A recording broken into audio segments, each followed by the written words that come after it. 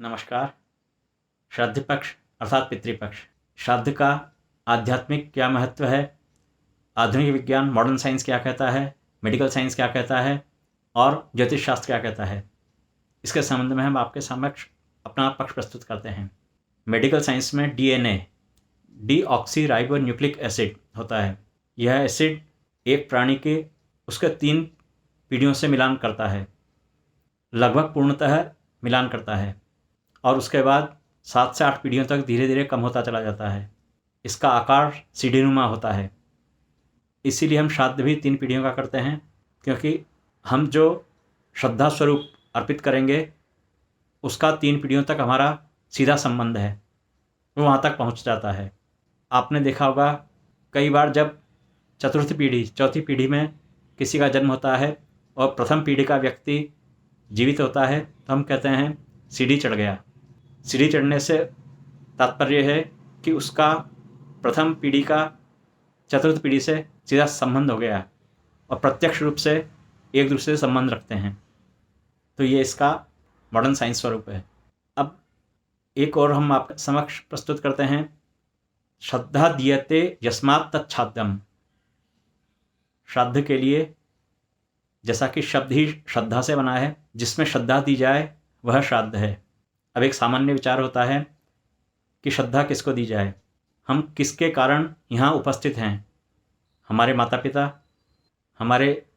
पिता के लिए हमारे दादा दादी, नाना नानी, हमारे नाना नानी के लिए उनके माता पिता, दादा दादी के लिए उनके माता पिता, इस तरह से पिछली 3 पीढ़ियों के हम ऋणी हैं। उन्हीं की वजह से इस पृथ्वी पर हमारा जन्म हुआ, तो क्यों ना हमें उनके प्रति श्रद्धा व्यक्त करनी चाहिए। और जैसा कि नाम भी है, श्रद्धा दीयते यस्मात् तच्छाद्यम, परिभाषा में भी यही लिखा है। ये एक साधारण अर्थ हुआ।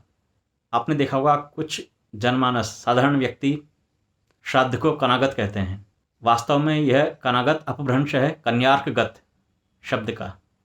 इसमें कन्या, अर्क और गत 3 शब्द हैं, अर्थात कन्या, कन्या राशि, अर्क अर्थात सूर्य और गत अर्थात गमन। कन्या राशि में जब सूर्य का गमन होता है तब श्राद्ध पक्ष होता है।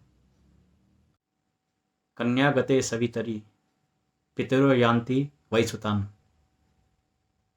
अर्थात सवितरी भगवान सूर्य जब कन्या राशि में भ्रमण करते हैं उस समय श्राद्ध पक्ष होता है।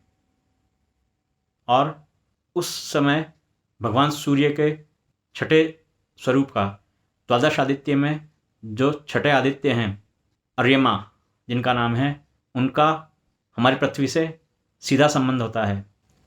और अध्यात्म में चंद्रमा के ऊर्ध्व भाग में पितृलोक का वर्णन हुआ है। उसके अनुसार विद्युत विभागो पितरो वसंत स्वधा सुधादी तमानयन्ति। चंद्रमा के ऊर्ध्व भाग में पितृ निवास करते हैं। उस समय चंद्रमा के ऊर्ध्व भाग पर, जिसे हम पितृलोक भी कहते हैं, सूर्य की किरणें जो छठे सूर्य अर्थात चैत्र, वैशाख, ज्येष्ठ, आषाढ़, श्रावण, भाद्रपद और आश्विन, चैत्र के शुक्ल पक्ष से और आश्विन का कृष्ण पक्ष, ये 6 महीने होते हैं। तो हर राशि में सूर्य भगवान 1 माह यात्रा करते हैं। तो छठे सूर्य की किरणें चंद्रमा के ऊर्ध्व भाग पर होते हुए जब पृथ्वी पर आती हैं, ऊर्ध्व भाग जो पितृलोक कहा जाता है, सूर्य की अर्यमा किरणों का चंद्रमा के ऊर्ध्व भाग पितृलोक से पृथ्वी पर सीधा संबंध हो जाता है। और वैसे अध्यात्म में अर्यमा को पितृलोक का स्वामी भी कहा गया है।